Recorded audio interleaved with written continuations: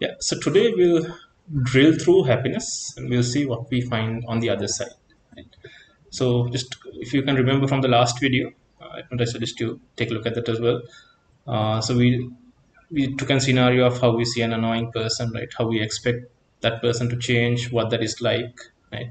And why, and actually what that scenario is like internally, right? How you create a list of things that you take to be good, valuable, and substantial, and you compare it internally, right? And if the outside world conforms to it, there's happiness. If not, there's suffering, right?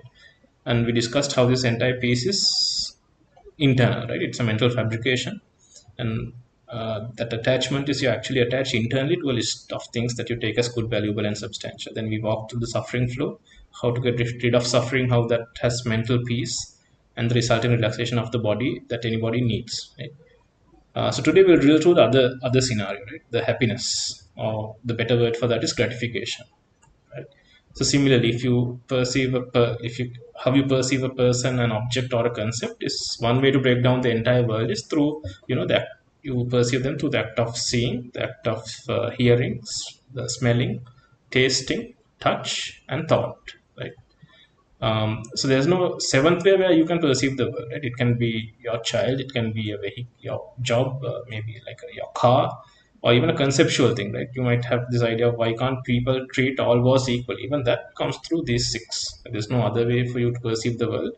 Right? So you get the signals from these, and you compare it with this list that you have in your mind, which you take to be as good, valuable, and substantial. If it meets, there's gratification. Right? But being dependent on the external world for gratification is like this. That's the problem, right? It's like you have a cup of water and you keep putting water into the sea, hoping to fill the sea. Right? You cannot fill the sea like that. Right? So what does that mean? Right? So let's take sight for example. Right?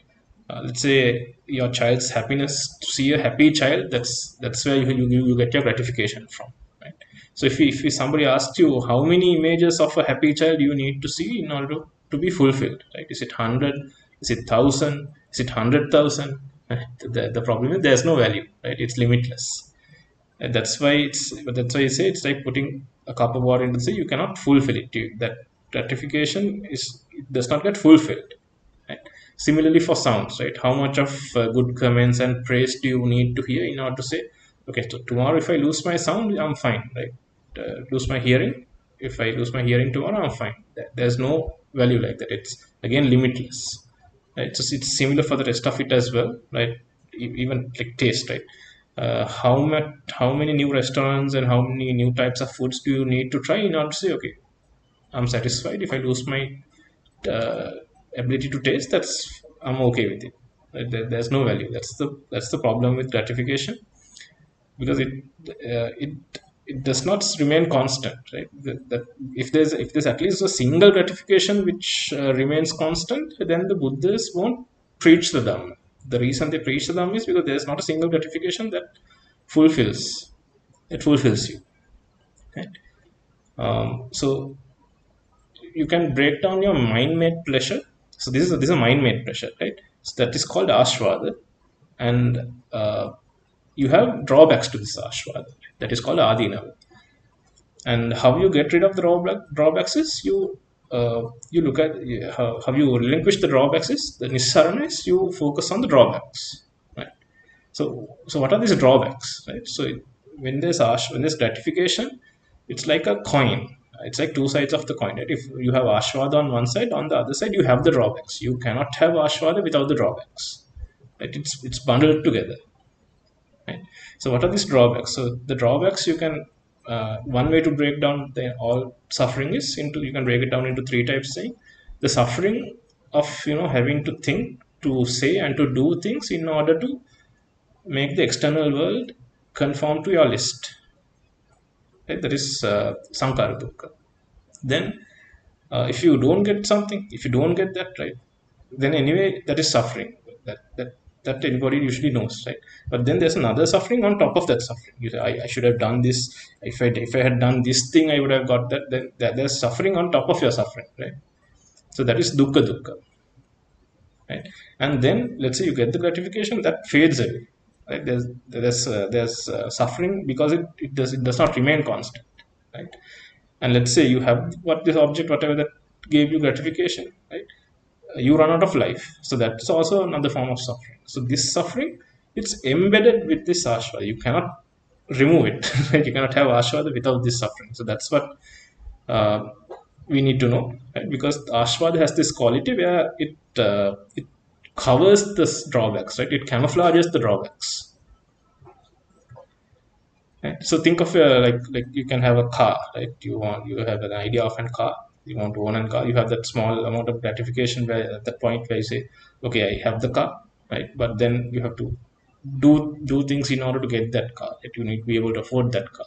Then once you afford that car, you have suffering in terms of fear. You might lose that car, or something will happen to that car, right? Or the car can break down, right? Then you need to research, get find cost effective places, get that repaired, right? There's suffering in terms of that, right?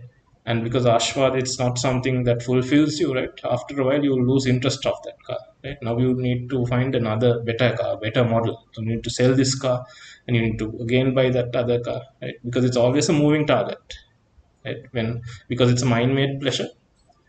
With these drawbacks, your happy or state of mind where you think it's peaceful, it's always a moving target.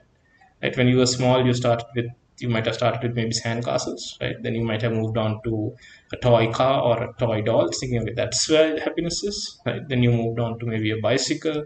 Uh, then you went to school, right? Then you went to university, hoping that that will give you the mental peace that you're looking for, right?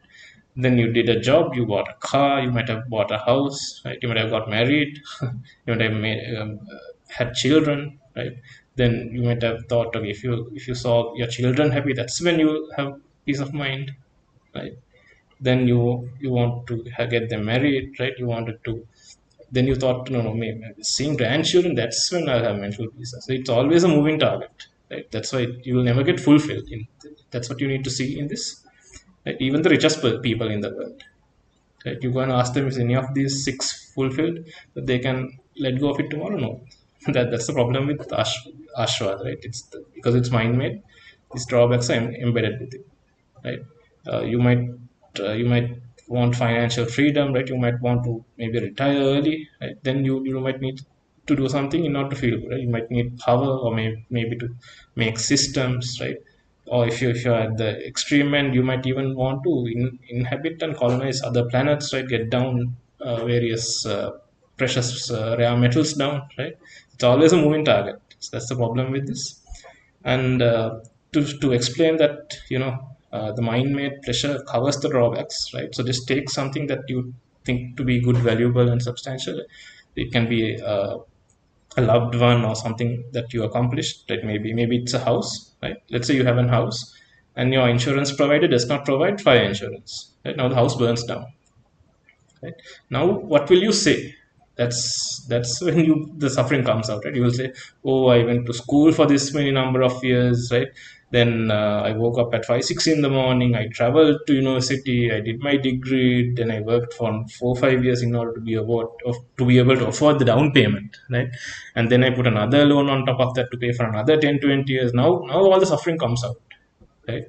All the suffering that was covered by ashwal, now it comes out, right? Similarly, even let's say there's a bride that she has she thinks gratification is from seeing herself like in a certain way at her wedding, right? This type of makeup, this type of hair, this type of dress, right? Then all the external world should conform to that, right? Any service provider should work in a certain way, right? When people see her, she should get comments in a certain way, right? If any of those, if single thing, one of those things goes out of line, what happens? Now the suffering comes out, right? Sometimes the attachment to that list is so intense that you might not even realize that the partner you're marrying is not compatible with you. That's how gratification camouflages the suffering, right? So another thing we can do is an exercise is we'll create a list of things we believe to be good, valuable, and substantial, right? Just put an item of maybe 5 to 10 items, right? Don't put things like meditation and alms giving. Focus purely on worldly things, right? So you can pause the video and do that. And so, as an example, let's say somebody puts a list of their most valuable items like this, right? Number one, their child's happiness, a nice home, their pets, their car, a politically stable country, being around logically thinking people, and people to leave me alone, right? Not to annoy me. Usually, when you see this list, you say, "Oh, if I had all this, I'll be at mental peace," right? That's now the suffering in order to get this, in order to maintain this. Now that's sort of like covered, right? So now we create another list. Right? Things in this world cause me most suffering. Without you knowing, it's the exact copy of that same list. That's why you say uh, for the small amount of gratification, there's a much bigger amount of suffering, and this small gratification, the mind-made pleasure, covers this suffering. Right? So the things in this world that can cause you most suffering is if you go from the bottom of this list to the top, then yeah, as you go higher and higher, the attachment you have to this mental list increases, right? Because you have taken it to be good, valuable, and substantial. So as you go up this list, if the world is not conformed to it, that's when you have suffering, right? So if you're not around logically thinking people, that causes you suffering. If something happens to your car or your pets, right, or your house, and according to this list, the thing that can cause you most suffering is if your child is not happy. Right? But what did you start to write off? Things in this world that you take to be good, valuable, and substantial. So that's the nature of mental pleasure, right? So you need to know this. Just knowing this, the certain intensity of the attachment releases, and you become calmer. Right? How you react to the world, how you might interact with your child or your parents, then those things improve, right? And you're not controlled by this, right? Because if not, you're controlled by this list, and you cannot get rid of the three types of suffering that we spoke about. Yeah, so think about it. And when you see this also, you might map things, right? Like how some parents, right? You look at some parents, they have the things they do, it's like superhuman strength, like things they do mentally and physically. Sometimes you wonder how a single person does things like that. It's because of this, right? Because that mental pleasure, it's so strong, it covers all that suffering, right? That's the reason, right? And even a thing like maybe your company appraiser, right? So what do they do, right? There's a mental gratification somewhere, so they want you to do more work and things like that. So yeah, they're camouflaging the effort that you need to put out, because a theory should fit everything, right? It can just fit certain bits and pieces of it. It should fit all your experiences.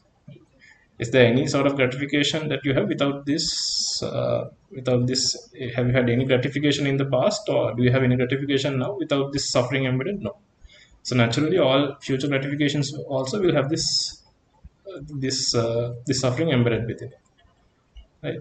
So you need to focus on the sufferings, and let go of that intensity of the attachment you have to that mental list, and slowly you'll see a path, right?